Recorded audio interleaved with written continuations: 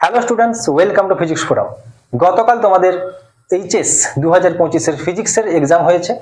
আজকে আমরা তার যত এমসিকিউ আছে সমস্ত এমসিকিউ এর সঠিক অ্যান্সারগুলো বার করব আর দেখে নেব তোমাদের কার কটা করে ঠিক হয়েছে। তোমরা জানিও কমেন্টে কার কটা করে ঠিক হয়েছে। ওকে, তো সময় নষ্ট না করে চলো সমস্ত এমসিকিউ গুলো করা যাক। ওকে, দেখো কোশ্চেন নাম্বার 1 বলছে এপসাইলন নট তড়িৎ ভেদ্যতা বিশিষ্ট বায়ু মাধ্যমে রক্ষিত একটি ঘনকের ভিতর একটি আধান কিউ আছে, ঘনকের একটি তল দিয়ে অতিক্রান্ত তড়িৎ ফ্লাক্স কত হবে। এই লাইনটা একটু ভালো করে পড়বে। ঘনকের একটি তল দিয়ে বলেছে, একটি তল দিয়ে অতিক্রান্ত তড়িৎ ফ্লাক্স কত হবে। দেখো কোশ্চেন নাম্বার 1 বলছে আমাদেরকে একটা ঘনক নিতে বলেছে, সেই ঘনকের মধ্যে একটা চার্জ আছে কিউ। এবার দেখো গস ল থেকে আমরা বলতে পারি, গসের যে ল ছিল সেখানে কি ছিল, যে যদি একটা ক্লোজড সারফেস হয় তার মধ্যে যতটা পরিমাণ চার্জ থাকবে তখন সেই চার্জ থেকে যে ফ্লাক্স নির্গত হবে সেই ফ্লাক্সের ইকুয়েশন কি ছিল না, phi equals to surface, closed সারফেসের মধ্যে থাকা total charge Q by epsilon naught. এটা ছিল গসের সূত্র। এবার তাহলে এই পরিমাণ যে তড়িৎ ফ্লাক্স নির্গত হচ্ছে পুরো ঘনক থেকে নির্গত হচ্ছে, তার মানে ঘনকের 6টা তল থেকেই নির্গত হচ্ছে। কিন্তু কোশ্চেন জিজ্ঞাসা করেছে যে একটি তল দিয়ে কত। ঘনকের কটি তল আছে না, 6টি তল। তাহলে একটি তল দিয়ে কত হবে না, বাই 6 হয়ে যাবে। তাহলে কিউ 6 এপসাইলন নট। তার মানে কোশ্চেন নাম্বার এমসিকিউ যা আছে তার একের দাগের যে কোশ্চেন তার অ্যান্সার হয়ে যাবে হচ্ছে গিয়ে সি। ওকে, নেক্সট কোশ্চেন নাম্বার 2 কি বলেছে দেখো, বলছে তড়িৎ বলরেখা, একদম ইজি কোশ্চেন, সবাই জানো তড়িৎ বলরেখা ও সমবিভব তলের মধ্যবর্তী কোণের মান কত। কোশ্চেন নাম্বার 2 এটা আশা করি সবাই ঠিক করবে। আমরা জানি যে সমবিভব তলের সঙ্গে তড়িৎ বলরেখা সে অন্তর্মুখী হোক বা বহির্মুখী হোক, যাই হোক না কেন তাদের মধ্যে কোণ সবসময় 90 ডিগ্রি হচ্ছে কি হবে। ওকে, তাহলে এখানে থিটার ভ্যালু হয়ে যাবে 90 ডিগ্রি। তার মানে কোশ্চেন নাম্বার 2 তেও অ্যান্সার হয়ে যাবে সি। ওকে, কোশ্চেন নাম্বার 3 কি বলছে, আচ্ছা কোশ্চেন নাম্বার 3 তে একটা সার্কিট দেওয়া আছে, সেই সার্কিটে একটা গ্যালভানোমিটার আছে। জিজ্ঞাসা করছে যে ওই গ্যালভানোমিটারের মধ্য দিয়ে প্রবাহ কত। ওকে, তো সার্কিটটা যদি আমরা একটু আঁকি তাহলে দেখো এই হচ্ছে কি, এখানে একটা রেজিস্ট্যান্স আছে, এখানে একটা রেজিস্ট্যান্স আছে, এখানে একটা আছে, এটা 6 ওহম, এটা 3 ওহম দেওয়া আছে, এটা 12 ওহম দেওয়া আছে, এটা 6 ওহম দেওয়া আছে, আর এখান থেকে একটা ব্যাটারিকে হচ্ছে কি যোগ করা আছে। ওকে, আচ্ছা এখানে হচ্ছে কি আমাদের সেই গ্যালভানোমিটারটাকে হচ্ছে কি জুড়ে দেওয়া আছে, আর এই গ্যালভানোমিটারের একটা রোধ দেওয়া আছে 10 ওহম, যা আমাদের দরকার নেই সেটা। দেখো যখনই এরকম সার্কিট থাকে আমাদের মাথায় আসা উচিত যে হুইটস্টোন ব্রিজ বলে একটা জিনিস আমরা হচ্ছে কি পড়েছিলাম 12। এবার তো সবার আগে দেখবো হুইটস্টোন ব্রিজের যে প্রতিমিত অবস্থার শর্ত ছিল সেই শর্তটা এখানটায় স্যাটিসফাই হচ্ছে কিনা। দেখো হুইটস্টোন ব্রিজ আমরা দেখতাম কি, এই রোধটাকে আমরা সাধারণত পি বলতাম, এটাকে হচ্ছে গিয়ে কিউ বলতাম, এটাকে আর বলতাম, আর এটাকে হচ্ছে গিয়ে এস বলতাম।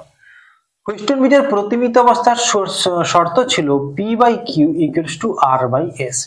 প্রতিমিত অবস্থা মানে কি, প্রতিমিত অবস্থায় কি হয় না, গ্যালভানোমিটারের মধ্য দিয়ে কোনো কারেন্ট যায় না, মানে আইজি বা গ্যালভানোমিটার প্রবাহ ইকুয়ালস টু 0 হয়।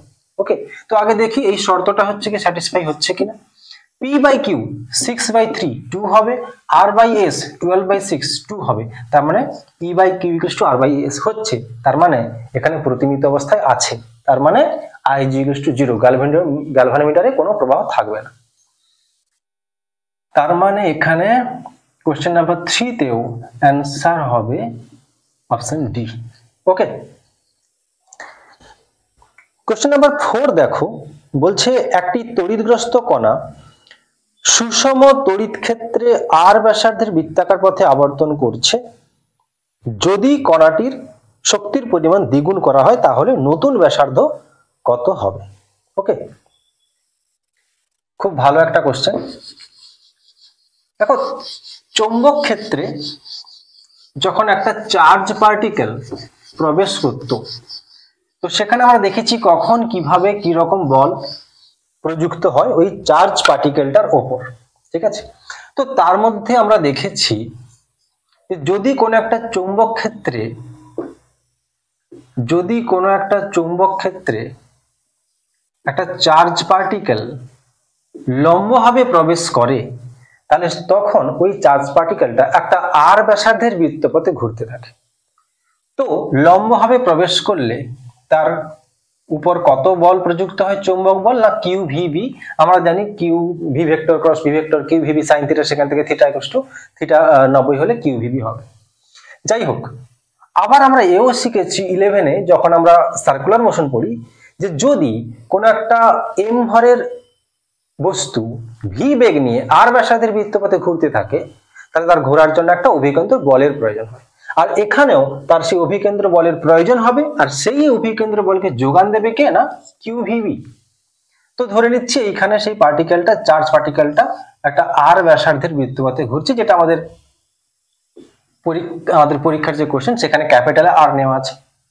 তো আমিও এখানে ক্যাপিটাল আরই নিয়ে নিলাম। ধরে নিচ্ছি এম ভরের একটা হচ্ছে কি পার্টিকেল, যার চার্জ হচ্ছে কি কিউ। আচ্ছা, ভি বেগ নিয়ে হচ্ছে কি আর ব্যাসার্ধের বৃত্তপথে ঘুরছে, তাহলে অভিকেন্দ্র বল কত লাগবে? না এম ভি স্কোয়ার বাই হচ্ছে কি আর, আর এটা সমানই হচ্ছে কি কিউ ভিবি হবে। এখান থেকে আমরা ভি ইকুয়ালস টু যদি বার করি তাহলে কি হবে? দেখো, এখানে ভি, এখানে একটা ভি থাকবে, তাহলে ভি সমান হচ্ছে গিয়ে আর কিউ বি বাই এম। দেখো, আমরা অ্যাকচুয়ালি চাইছি কি করতে? আমাদের কোশ্চেনটা বলেছে যে যদি তার শক্তিকে দ্বিগুণ করা হয় তাহলে তার ব্যাসার্ধ কি পরিমাণ চেঞ্জ হবে। তার মানে অ্যাকচুয়ালি শক্তির সঙ্গে ব্যাসার্ধের একটা সম্পর্ক আমাদের বার করতে হবে, দিলে কি অঙ্কটা করার সুবিধা হবে। দেখো, যদি কোনো একটা পার্টিকেল ঘুরছে, একটা গতিশীল অবস্থায় আছে, তখন তার মধ্যে কি শক্তি থাকবে? অবশ্যই গতি শক্তি থাকবে। তো গতি শক্তি ই ইকুয়ালস টু আমরা জানি হাফ এম ভি স্কোয়ার। দেখো, ভি এর ভ্যালু তো অলরেডি আমরা বার করে নিয়েছি, তো বসিয়ে দেব ই সমান হাফ এম, ভি এর জায়গায় R Q B M whole square. আমাকে মেইনলি কি বার করতে হবে? না ই আর আর এর মধ্যে সম্পর্ক। তো দেখো, E equals to R, E equals to half M, আমি আরটাকে বাইরে রেখে বাকি সবকে যেমন ছিল সেই একই রকমই রেখে দিচ্ছি। জানি এখানে এম এম কাটবে, দিয়ে আরটা নিচে এম থাকবে, আমার দরকার নেই। বাকি এখানে আর স্কোয়ারকে আমি আলাদা করে নিচ্ছি।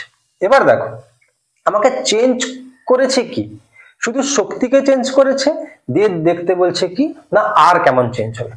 কিন্তু দেখো, এই যে এম, যে চার্জ পার্টিকেলটা ঘুরছে তার যে এম মাস, সেটা কি চেঞ্জ হচ্ছে? সেটা তো কোনো চেঞ্জ হচ্ছে না। কিউ চেঞ্জ হচ্ছে না। বি চেঞ্জ করেছে? কিছুই চেঞ্জ করেনি এই সমস্ত।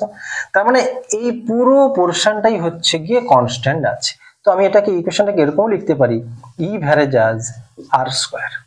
আর এখান থেকে আমি এরকম লিখতে পারি যে E one by E two equals to R one square by R two square. ঠিক না? এখন ই ওয়ান সমান আমি ই ধরে নিচ্ছি, ই টু সমান তাহলে কি হবে? না আমাকে দ্বিগুণ করতে বলেছে, তাহলে ই ওয়ান যদি ই হয়, ই টু তাহলে টু ই হবে। ইকুয়ালস টু এখানে হচ্ছে কি আর ওয়ান বলতে আমার কত আর দেওয়া আছে, আমাকে আর টু এর ভ্যালু বার করতে হবে, পুরোটাকে আমি স্কোয়ার করে দিচ্ছি। এখানে আচ্ছা, সবার আগে আমি এখানে ই কেটে দিচ্ছি। ওকে, এখানে যদি স্কোয়ারটাকে আমাকে উড়িয়ে দিতে হয় তাহলে এখানে একটা আমাকে রুট দিতে হবে। আমি সব একসঙ্গে করছি, তার মানে আর টু সমান দেখো অ্যান্সার আসছে √2 ইন্টু আর। ওকে, তাহলে নতুন যে আমার ব্যাসার্ধটা হবে, শক্তিকে যদি আমি দ্বিগুণ করি, সেটা কত হবে? না √2 আর। তার মানে এটা অপশন হয়ে যাবে কোশ্চেন নাম্বার 4 এর সঠিক অপশন বি। ওকে, কোশ্চেন নাম্বার 5 দেখো, বলছে দুটি বৃত্তাকার পরিবাহী লুপের ব্যাসার্ধের অনুপাত 1:2 হলে এবং তাদের চৌম্বক ভ্রামক সমান হলে তড়িৎ প্রবাহ মাত্রার অনুপাত কত হবে? ওকে, দুটি বৃত্তাকার পরিবাহী লুপের কথা বলছে। ব্যাসার্ধের অনুপাত 1:2 দেওয়া আছে, চৌম্বক ভ্রামক সমান বলে দিয়েছে। ওকে, কোশ্চেন নাম্বার 5।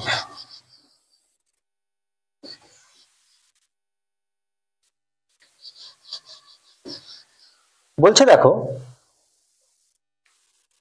দুটো বৃত্তাকার লুপ নেওয়া হয়েছে। চৌম্বক ভ্রামকের সূত্র আমরা কি জানি? যদি একটা বৃত্তাকার লুপের কারেন্ট, তার মধ্য দিয়ে একটা বৃত্তাকার লুপ ধরে হচ্ছে কি এরকম, এর মধ্যে দিয়ে কারেন্ট যদি I হয়, এর ক্ষেত্রফল যদি হচ্ছে কি A হয়, তাহলে চৌম্বক ভ্রামক M = হয় I × A। এটা হচ্ছে কি সূত্র। এবার এখানে দুটো বৃত্তাকার লুপ বলা হয়েছে, তো আমি এরকম করতে পারি যে একটার ক্ষেত্রে হচ্ছে গিয়ে M1 = I1 × A1, আর একটার ক্ষেত্রে হচ্ছে গিয়ে M2 = I2 × A2। আমাকে কিসের অনুপাত বার করতে বলেছে না? কারেন্টের, মানে I1 = I2 বার করতে বলেছে। তো আমি এক কাজ করি, এখানেও হচ্ছে গিয়ে বাই করে দিচ্ছি, এখানেও বাই করে দিচ্ছি, করতে পারি। এবার আমাকে কি কি বলেছে? বলেছে দুটো যে বৃত্তাকার লুপ আছে, সেই দুটো বৃত্তাকার লুপে দু রকম ব্যাসার্ধ আছে, একটা যদি R1 হয়, একটা হচ্ছে কি R2। তাহলে এক্ষেত্রে ক্ষেত্রফল যদি পাই R1² হয়, এক্ষেত্রে হবে পাই R2²। তাহলে অ্যাকচুয়ালি এই যে ইকুয়েশনটাকে আছে আমরা কেমন লিখতে পারি না, I1 এর জায়গায় লিখতে পারি পাই R1², I2 পাই R2²। আর এখানে দেখো আমাদেরকে বলা আছে দু ক্ষেত্রে চৌম্বক ভ্রামক সেম। যদি M1 আর M2 সেম হয়, তাহলে এখানে আমি কাটাকাটি করে 1 লিখতে পারি, পাই পাই কেটে গেল। এটা দেখো R1, এটাকে কি লিখতে পারি, I1 by I2 R1 by R2 তার হোল স্কয়ার। এখন আমাদেরকে বলা আছে R1 = R2 ইকুয়াল টু কত দেওয়া আছে? দেওয়া আছে 1:2, এটা দেওয়া আছে 1:2। তাহলে 1/2 হলে এটা কত হয়ে যাবে না, I1 বাই I2 × 1/4। তাহলে দেখতেই পাচ্ছি I1 বাই I2 সমান, যদি 1/4 কে এদিকে আনা হয় তাহলে 4/1, তার মানে অ্যান্সার হয়ে যাবে 4:1। তার মানে কোশ্চেন নাম্বার 5 সঠিক অপশন এ। ওকে, 6 বলছে একটি তারের কুণ্ডলীতে 0.05 সেকেন্ড সময়ের ব্যবধানে প্রবাহমাত্রা +2A থেকে -2A পরিবর্তিত হলে তার মধ্যে 8 ভোল্ট বিভব পার্থক্য তৈরি হয়, উক্ত কুণ্ডলীর আবেশাঙ্ক L কত হবে? দেখো, আমরা একটা সূত্র জানি, ডিরেক্ট সূত্রেই হচ্ছে কি অঙ্কটা আছে। যার সূত্রটা পরীক্ষা হলে মনে থাকবে সে অবশ্যই অঙ্কটা করে দিতে পারবে। কোশ্চেন নাম্বার 6, আমরা একটা সূত্র জানি যে E = -L del I del T। I for current, E for হচ্ছে কি ভোল্ট। তাহলে কি আমাকে বার করতে বলেছে? আবেশাঙ্ক L বার করতে বলেছে। তাহলে L = আমরা এখান থেকে লিখতে পারি -E del T বাই হচ্ছে কি del I। এবারে সবারই ভ্যালু আমাদেরকে দেওয়া আছে, প্লেন হচ্ছে কি ভ্যালু বসাবো।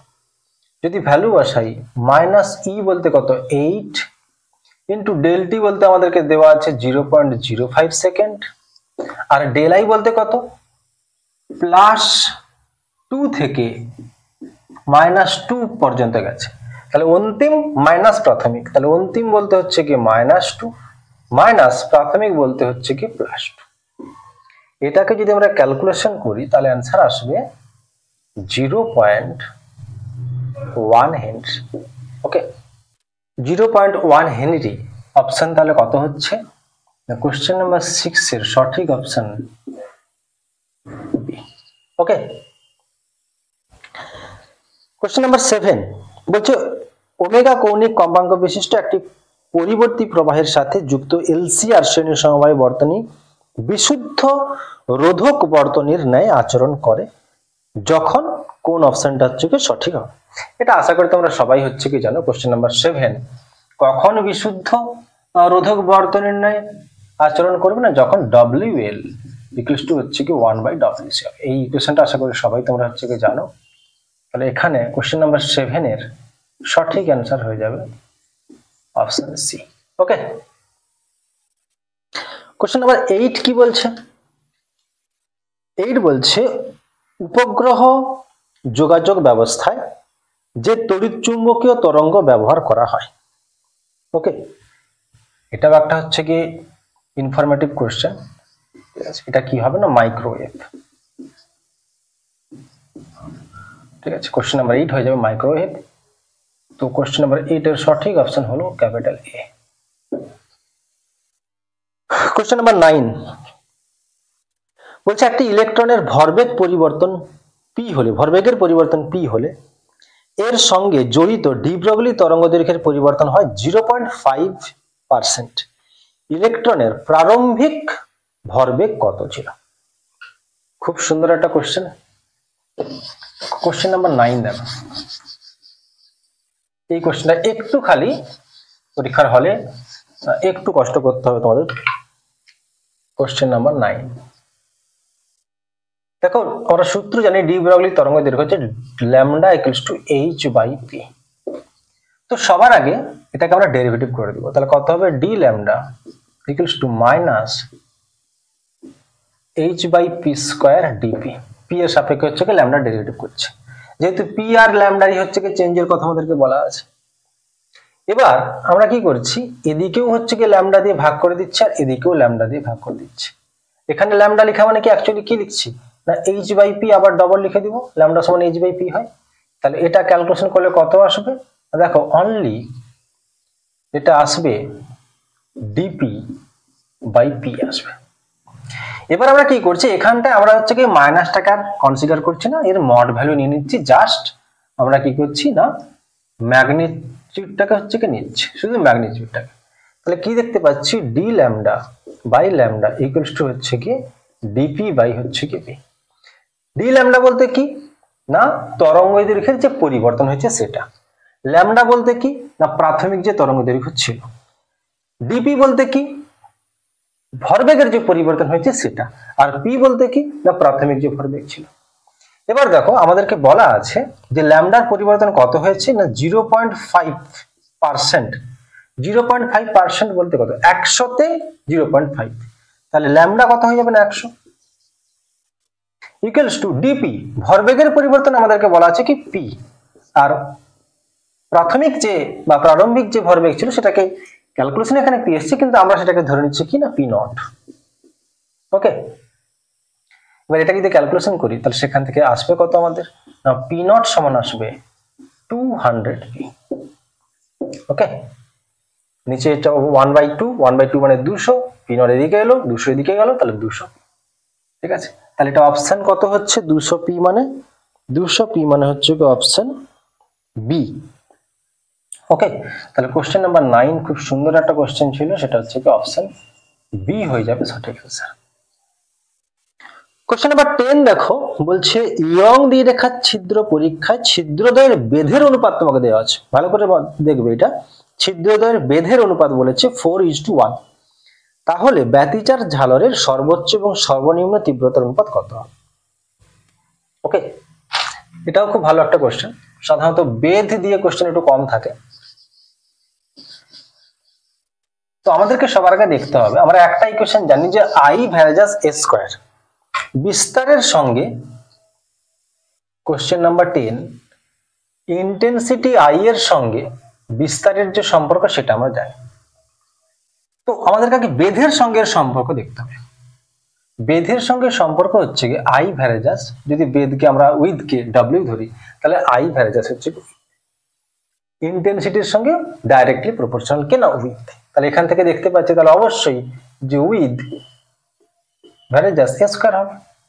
এবার আমাকে এখানে W1:W2 দুটো ছিদ্রের বেধের অনুপাত দেওয়া আছে কত না হচ্ছে কি 4:1, তাই তো 4:1। ওকে,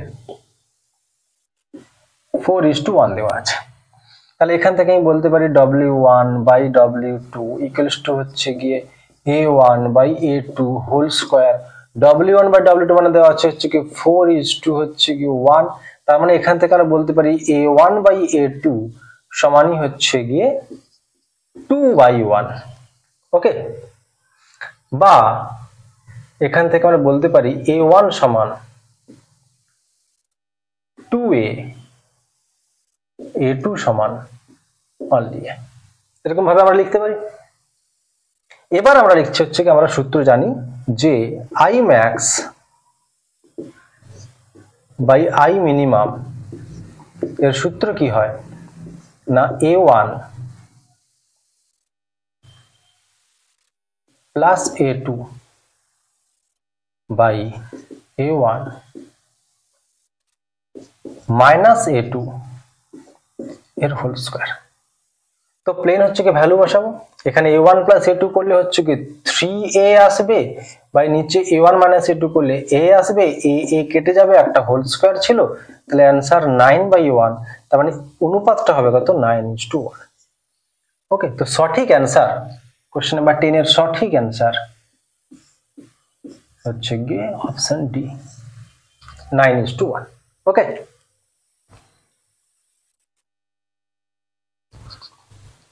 কোশ্চেন নাম্বার 11 বলছে একটি আলোক রশ্মি 1.5 প্রতিসরাঙ্ক বিশিষ্ট 5 মিলিমিটার বেধের কাচের ফলকের মধ্য দিয়ে যেতে সময় কত লাগবে। ওকে, এও প্লেন হচ্ছে কি ক্যালকুলেশন একটা। কোশ্চেন নাম্বার 11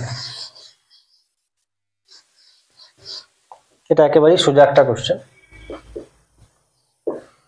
কোশ্চেন নাম্বার 11 কি বলছে, আমাদেরকে প্রতিসরাঙ্ক আমাদেরকে দেওয়া আছে 1.5, যে কাচের বেধের মধ্য দিয়ে যাচ্ছে তার বেধ আমাকে দেওয়া আছে 5 মিলিমিটার। যাই হোক, সবার আগে আমাকে দেখতে হবে যে কাচের মধ্য দিয়ে যাচ্ছে সেই জায়গায় তার বেগ কত হবে। তো আমরা সূত্র জানি mu equals to C by V.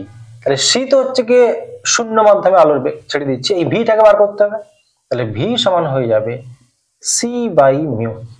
এবার আমরা জানি এস ইকুয়ালস টু ভিটি হয়, সেখান থেকে টি আমাদেরকে বার করতে বলেছে, তাহলে এস বাই ভি, ভি এর ভ্যালু আমরা এখানে বসিয়ে দেবো, তাহলে ভি এর ভ্যালু বসালে হয়ে যাবে এস মিউ উপরে উঠে যাবে বাই নিচে সি।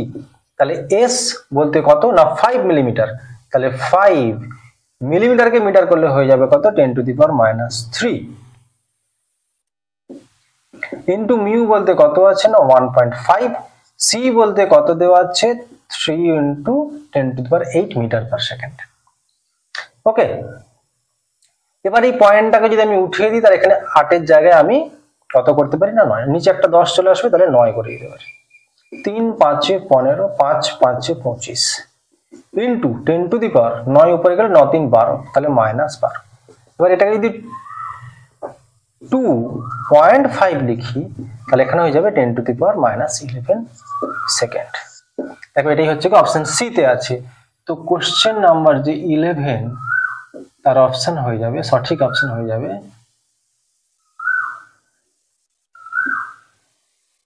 সি। ওকে,